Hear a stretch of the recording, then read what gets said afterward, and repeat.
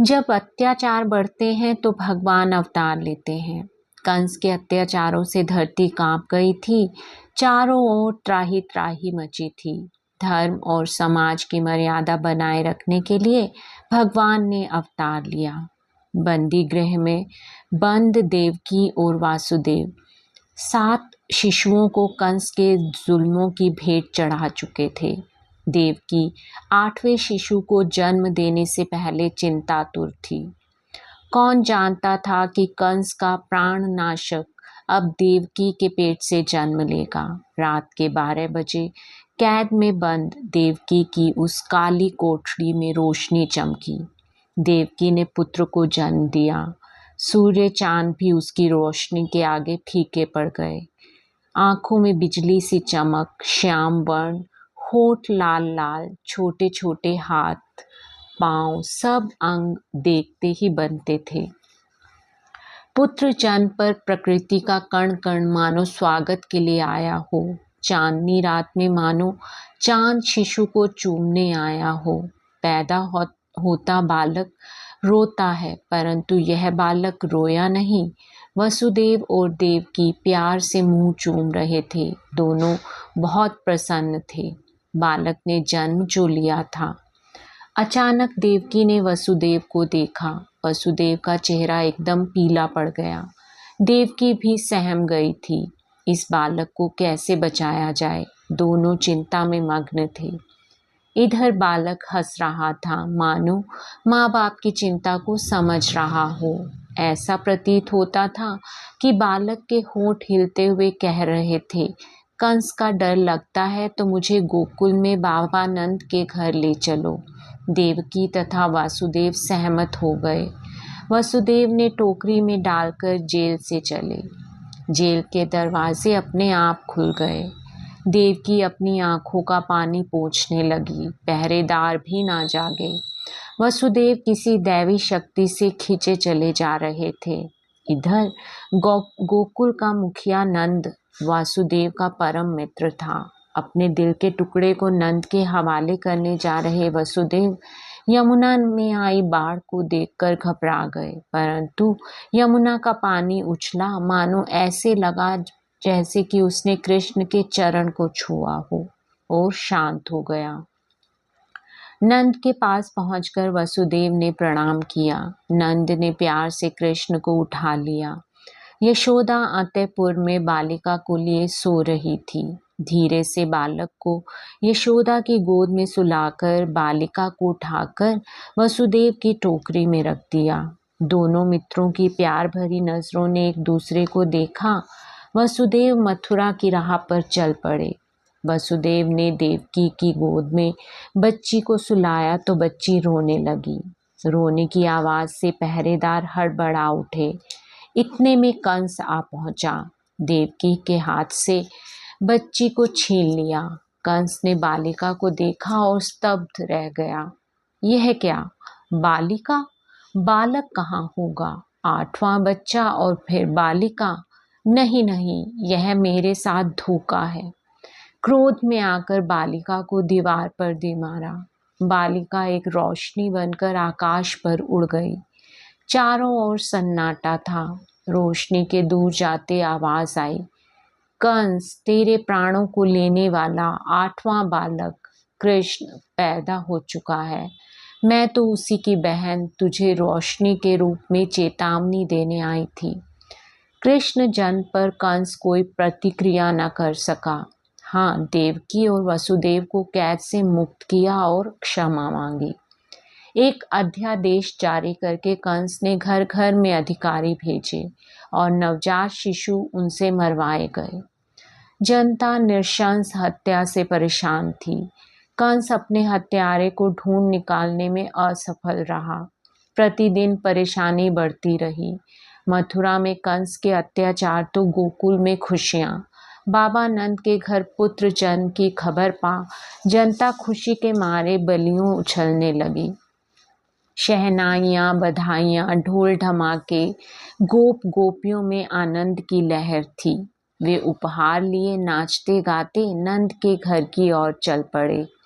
कृष्ण की सुंदरता लुभावनी थी, सब उसकी ओर देखते ही रहते। कृष्ण जन्म का समाचार पाकर रोहिणी गोकुल पहुंची। बलराम रोहिणी के साथ था। वसुदेव ने रोहिणी को मथुरा से गोकुल भेज दिया था कि कंस बलराम और रोहिणी को तंग न कर सके। रोहिणी वसुदेव की दूसरी पत्नी थी।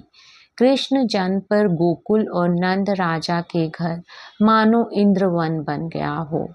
लीलाधारी कृष्ण की लीलाएं अद्भुत हैं। लीला बिहारी की लीलाएं उसे नर से नारायण बनाती हैं। ऋषि मुनि देवी देवता इस गुप्त रहस्य को जानते थे, परंतु कालीमती कंस क्या जाने कृष्ण की लीलाओं को। इधर कंस 8वें बालक की तलाश में था, उसकी खोज निकालने तथा उसे मारने की टोह में था। नित्य प्रति नई योजनाएं बनाता, परंतु वे सिरे न चढ़ती। एक बार कंस ने सोचा कि नंद के घर में पैदा हुआ बालक भी मेरा बैरी हो सकता है। कंस ने पूतना नामक राक्षसी को बुलाया। पूतना अनेक प्रकार के भेष बदलकर धोखा दे सकती थी। कंस ने नंद के घर पूतना को भेजा और कहा, पूतना, नंद के घर जाओ, वहां नवजात शिशु को विषयुक्त दूध पिलाओ, जिससे वह बालक मर जाए। पूतना गोकुल पहुंची। टोह लेती दबे पांव नंद के महल में कृष्ण के पालने के पास पहुंची। आंगन में पालना था और उसी ओर वह मुड़ गई। कृष्ण को पालने से उठाया और दुलारती हुई छाती से लगाकर दूध पिलाने लगी। पूतना ने स्तनों पर विष लगाया था। कृष्ण दूध पीने लगे। दूध के साथ कृष्ण पूतना के प्राण भी पी गए। स्तनों पर काटने और उन्हें खींचने से जो चीत्कार हुआ, उसे सुन यशोदा दौड़ पड़ी और आंगन में आई। पूतना मृत देख चकित रह गई। कृष्ण पूतना की छाती पर थे और राक्षसी का वध कर प्रसन्न थे। इस घटना से सभी चकित हुए। इधर कंस पूतना वध सुनकर आग बबूला हो गया। कृष्ण के जन्म नक्षत्र का दिन था। नंद के घर में खुशी का वातावरण था। कंस ने कृष्ण को मारने के लिए अपने शक्टासुर को भेजा। शक्टासुर दबे पांव उस उत्सव में एक और खड़ा हो गया। नंद के घर मक्खन मिश्री से लदे गाड़ी के पास पालने में यशोदा कृष्ण को सुलाकर घर के काम में लग गई। गाड़ी के नीचे पालने में कृष्ण सोए थे। ऐसा जानकर शक्टासुर गाड़ी के ऊपर बैठ गया। उसने सोचा कि मेरे भार से गाड़ा नीचे दब जाएगा और नीचे पालने में सोया कृष्ण मर जाएगा। कृष्ण सब कुछ जानते थे। उसी समय वह नींद से उठे और अपने पैर पटकने शुरू कर दिए। गाढ़ा उलट गया और शटकासुर उसी गाड़ी के नीचे दब गया। बुरी तरह से तड़प तड़प कर मर गया। कंस शक्टासुर का वध सुनकर घबराया और उसने उसी समय तृणासुर नामक राक्षस कृष्ण को मारने के लिए भेजा। तृणासुर आंधी तूफान साथ लाया। सारे गोकुल में अंधेरा छा गया। तृणाव्रत ने यशोदा के घर में सोए कृष्ण को उठा लिया और भाग निकला। चारों ओर सन्नाटा छा गया। भगदड़ मच गई। कृष्ण को ढूंढने के लिए यशोदा फूट फूट कर रोने लगी। ग्वाले कृष्ण को इधर उधर ढूंढने के लिए भागने लगे। इधर अद्भुत करामात की कृष्ण लल्ला ने तृणासुर का गला पकड़ उसे छोड़ते ही नहीं थे। गले की हड्डी ही मरोड़ दी। प्रयास करने पर भी तृणासुर बच ना सका।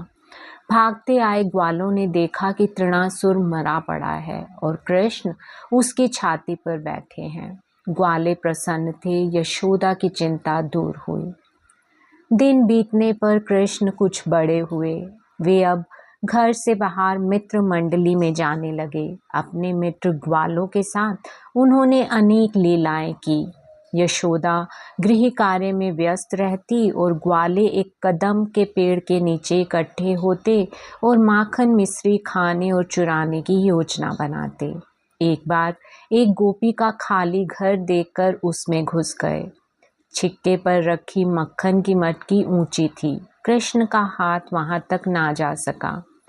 कृष्ण ने ग्वालों के सिर पर पैर रखकर मक्खन उठाया, कुछ गिराया कुछ खाया, दही की मटकी औंधी कर दी, मक्खन आपस में मिलकर खाते, दही मक्खन खाकर बर्तन उसी तरह से वहीं पर टिका देते, जिससे किसी तरह घबराहट ना हो और किसी को पता ना चले। गोपियों के घरों में प्रतिदिन ग्वाले यही कौतुक करते रहते। गोपियां काम से लौटकर घी, दूध, मक्खन से बासन रीतते देख परेशान होती। कृष्ण आए दिन कोई ना कोई नई लीला करते थे। एक दिन कृष्ण ने मिट्टी खाई। यशोदा ने उन्हें डांटा और कहा, क्यों लल्ला, तूने मिट्टी क्यों खाई? अपना मुंह दिखाओ। पहले तो कृष्ण ने इनकार किया कि मिट्टी नहीं खाई, पर यशोदा को विश्वास न हुआ तो यशोदा ने कृष्ण को मुंह खोलकर दिखाने को कहा।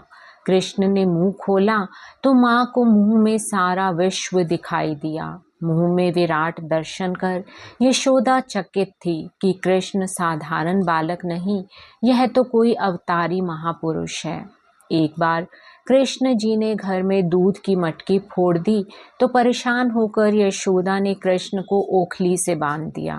यशोदा अपने काम में लग गई और कृष्ण ओखली को घसीटते हुए ले आए, परंतु आंगन में 2 खड़े पेड़ों में ओखली अटक गई। जोर लगाने पर पेड़ भी हिल गए, ओखली निकल गई। कृष्ण वृक्षों की शाखाओं पर कूदने लगे। पेड़ों के गिरने की आवाज से यशोदा दौड़ी, देखा कि कृष्ण पेड़ों पर कूद रहे हैं और ओखली भी दूर गिरी पड़ी है।